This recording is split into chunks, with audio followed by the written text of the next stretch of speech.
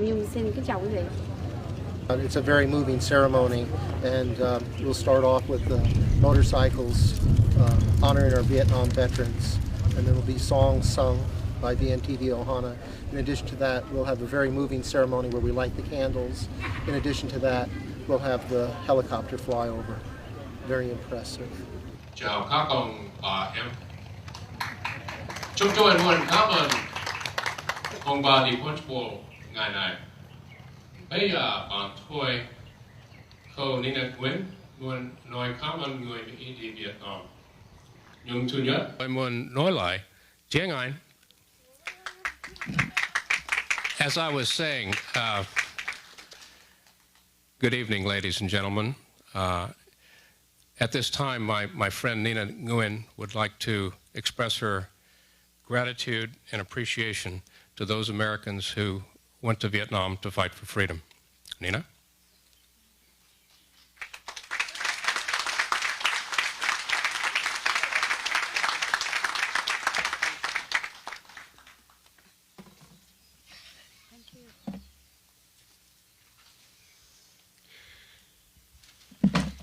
Good evening, ladies and gentlemen.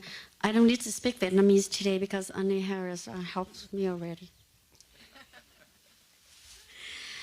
Aloha and good evening. This is a very great opportunity for me to personally say thanks to every one of you, all the Vietnam veterans and the Vietnamese expatriates from Republic of Vietnam, for being here tonight. As a former Vietnamese refugee, I came here by American airlift 4 days before communists took over my country.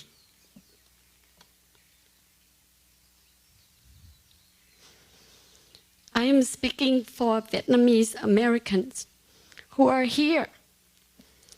We are grateful to many people for the opportunities that this nation has granted us. We have become productive, full-fledged citizens. We're so proud of what we are. We're so proud of we are Vietnamese Americans. Vietnamese Americans now serve in the armed forces in Iraq. We love to help ourselves to be free.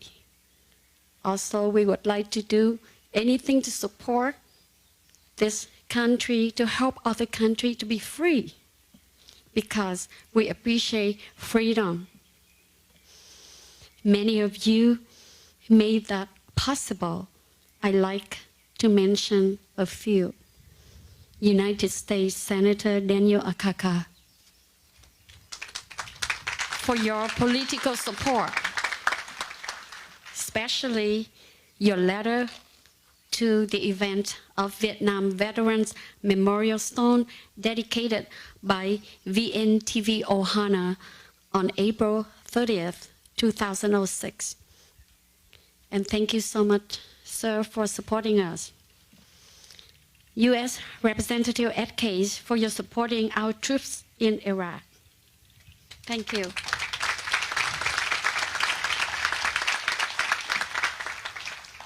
I tried to say thank you to somebody, but he's not here. Lieutenant General Goodman, for your individual sacrifice in Vietnam and your continued service to the nation. Thank you very much. Admiral McKee, for more than 150 combat missions in Vietnam and your leadership of the Pacific Command.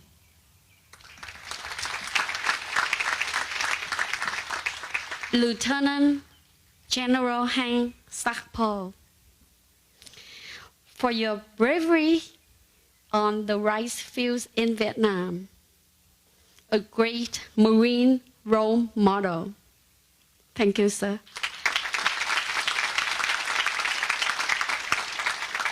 Jesse Baker and other motorcycle Vietnam veterans.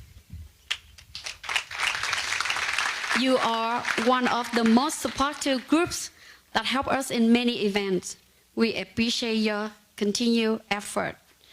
Every time the Vietnamese overseas has the event, I always request him, please carry our national traditional Vietnamese flag, because we lost everything, we left everything behind except for the love for our country. And we always engage our national traditional Vietnamese.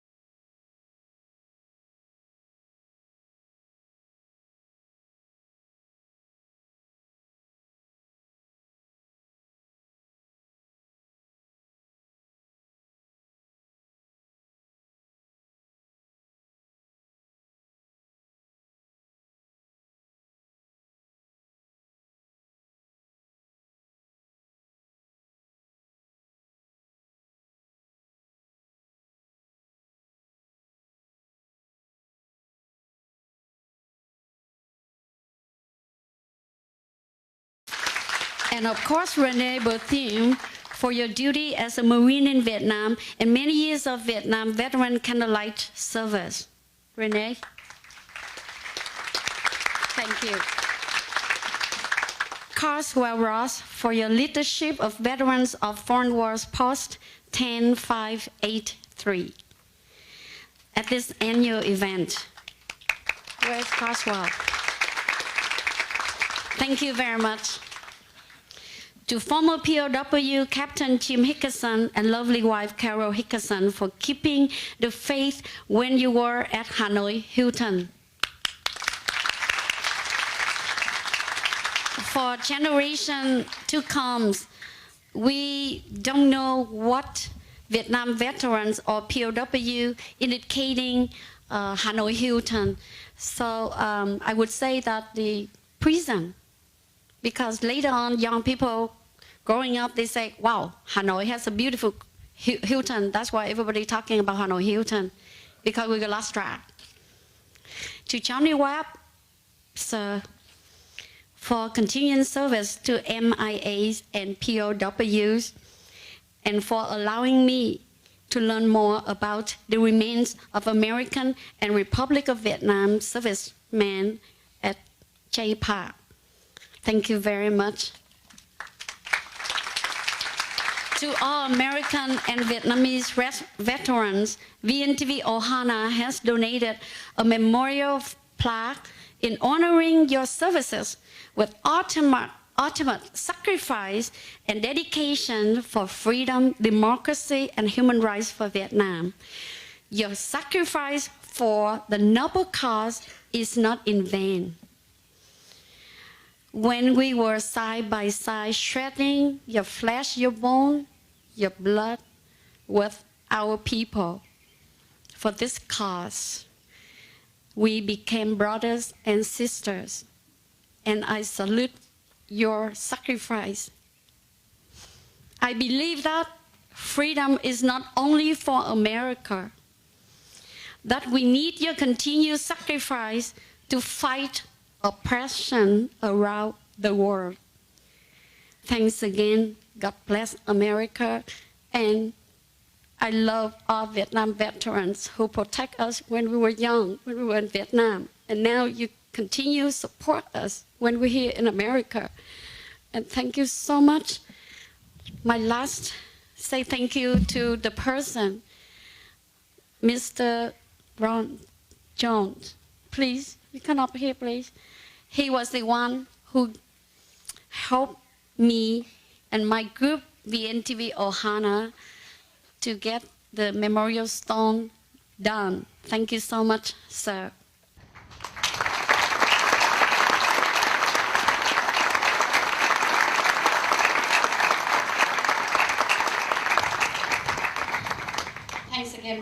coming, and please keep coming every year. We need a lot of support.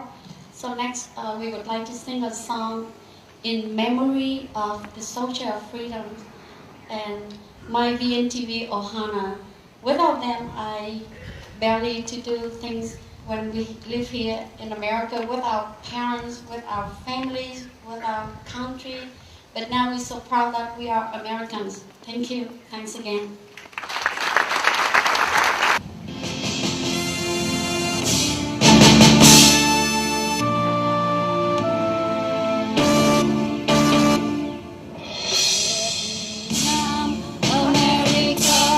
Vietnam, America, tình đồng minh trên vai chiến đấu bên nhau.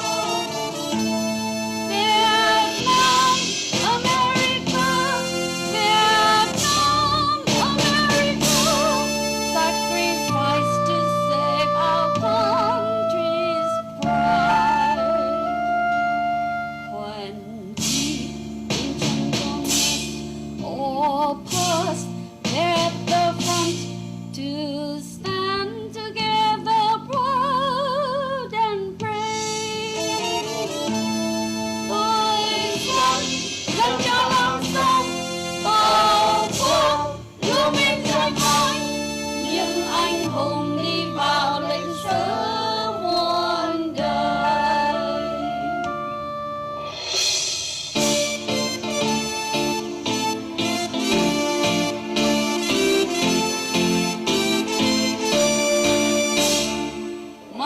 Anh đổ ra nơi chiến trường, tình đang nở hoa gieo mộng son, đưa thêm hương cháy trong hồn anh, ấm lòng chiến sĩ trong quân.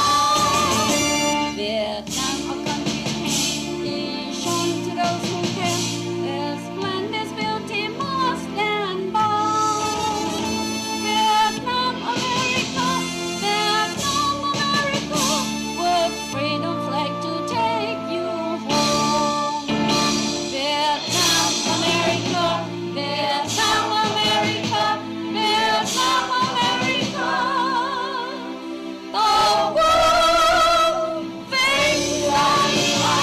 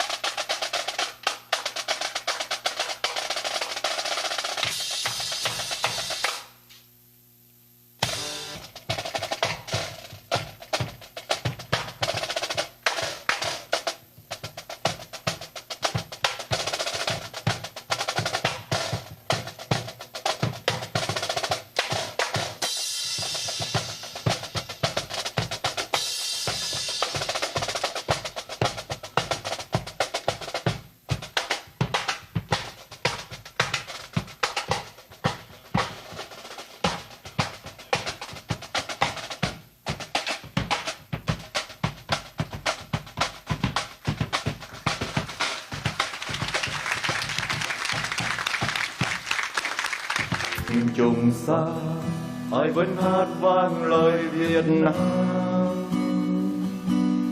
nhìn về đại dương ta nhớ hướng quê nhà ở đó, còn nhiều lặng sau phút súng gương buồn lặng im là tiếng khóc thương đời biệt ly, đến tiếng hát ru gọi người về. Choàng mộng nửa phải đi ai đánh thức khu vườn tuổi thơ và gọi dòng sông đưa lối tới cuối làng đầu xóm. Từ thời loạn ly qua những lúc đất trời bình yên, chị vẫn hát dù tình chờ mong, mẹ vẫn hát dù đời thì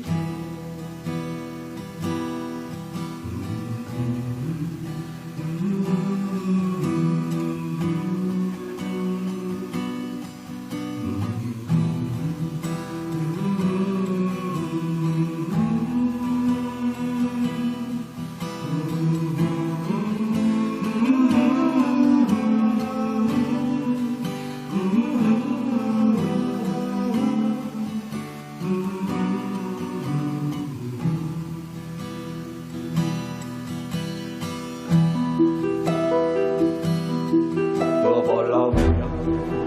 Ôi những trái tim gọi Việt Nam,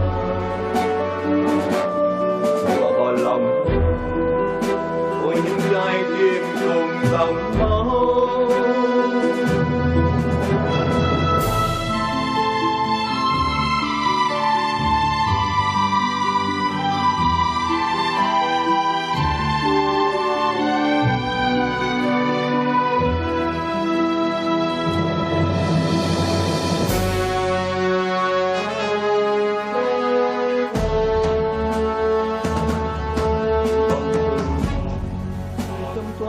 Thâm thoát cùng vài nghìn nhiều lần nằm, ôi đất nước bao lần đổi mới. Một bề sâu đường trăng vẫn cao nghèo thành non, dòng máu vẫn tuôn trào thành sông, chưa thấy bóng thanh bình.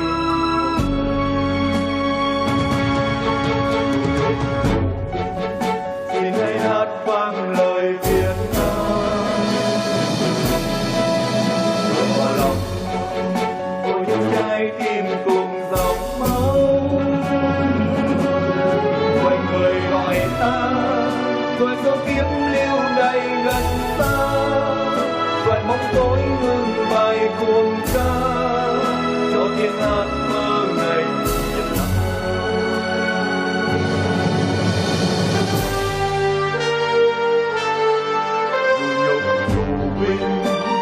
Hãy hát vang lời Việt Nam,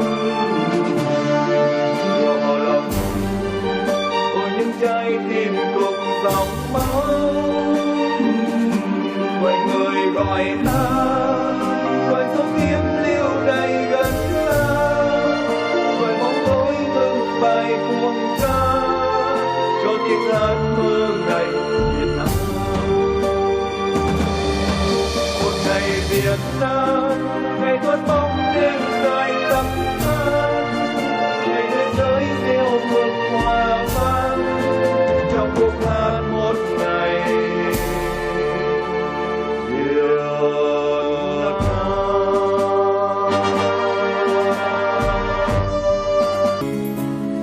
Từ phương xa nhìn về quê hương, đất nước tôi sau 4.000 năm, ai nắng quan nay không còn, hoan trường xa nay không còn. Mẹ Việt Nam ơi,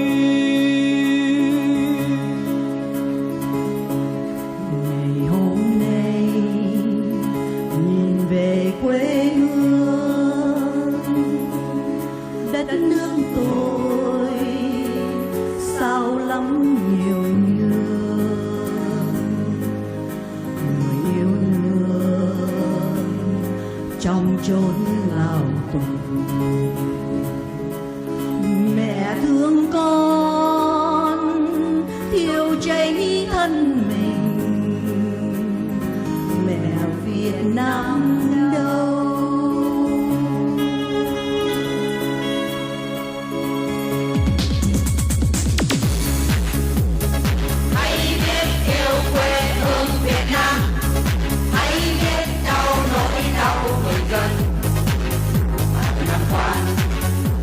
Trường Sa 1.000 năm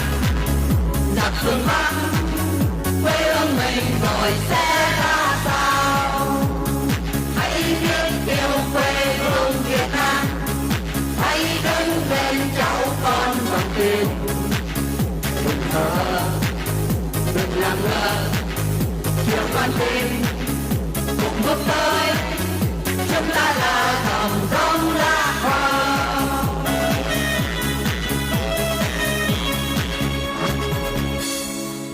Ngày hôm nay nhìn về quê hương, đất nước tôi sao lắm nhiều nhường, người yêu nước trong chốn lao tù. Mẹ thương con thiêu cháy thân mình, mẹ Việt Nam đau. Bạn cùng tôi nhìn về quê hương, đất nước ta nay sẽ về đâu. 15 tháng kẻ không nhà, người dân oan trên khắp mọi miền, mẹ Việt Nam đâu.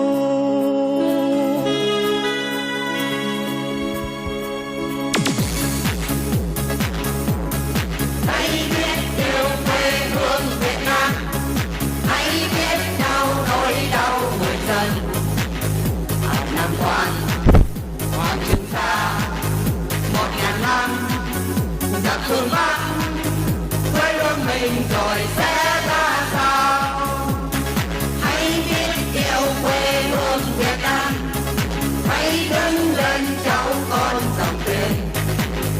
Đừng thở, đừng làm ngơ, chiều con tim cùng bước tới, chúng ta là dòng giống lá hoa.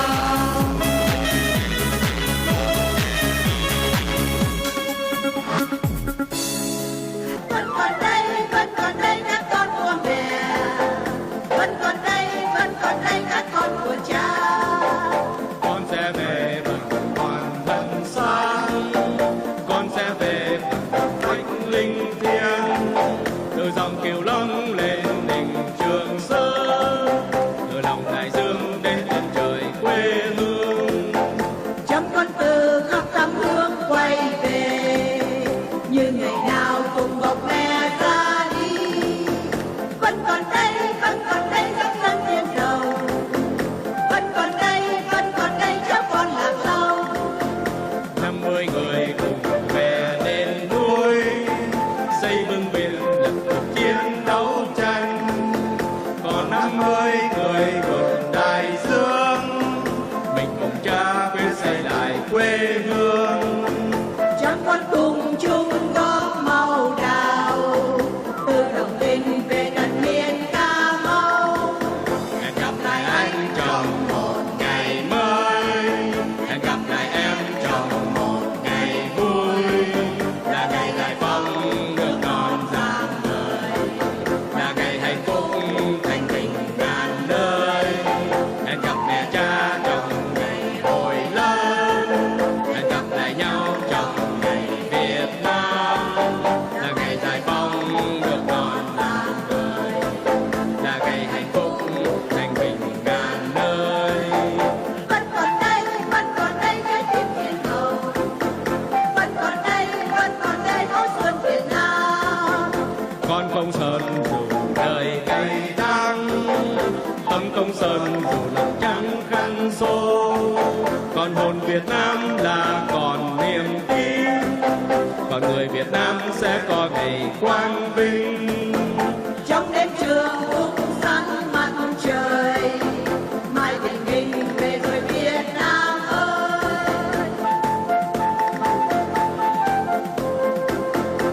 Việt Nam muôn năm, Việt Nam muôn năm. Freedom, freedom for Việt Nam, freedom for Việt Nam, freedom for Việt Nam.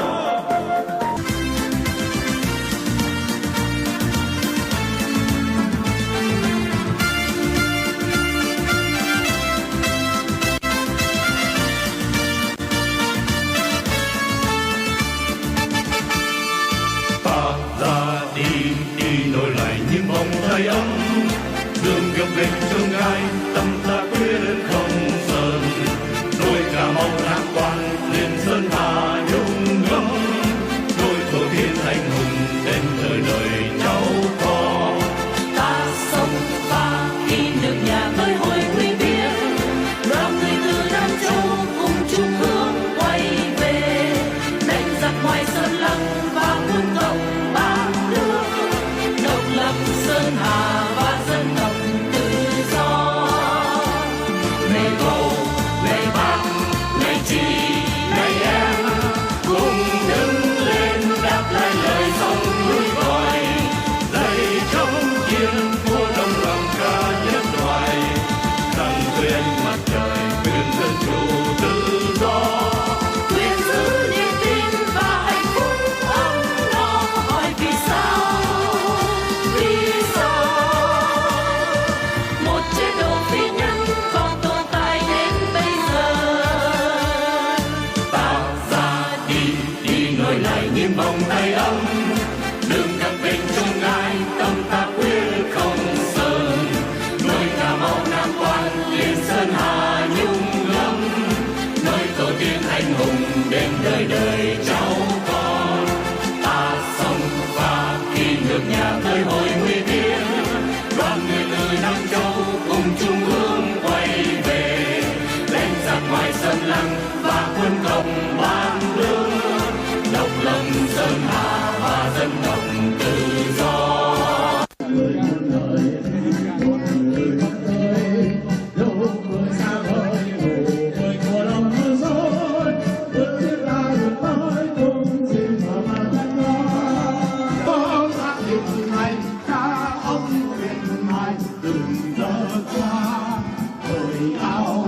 Trong đau nhức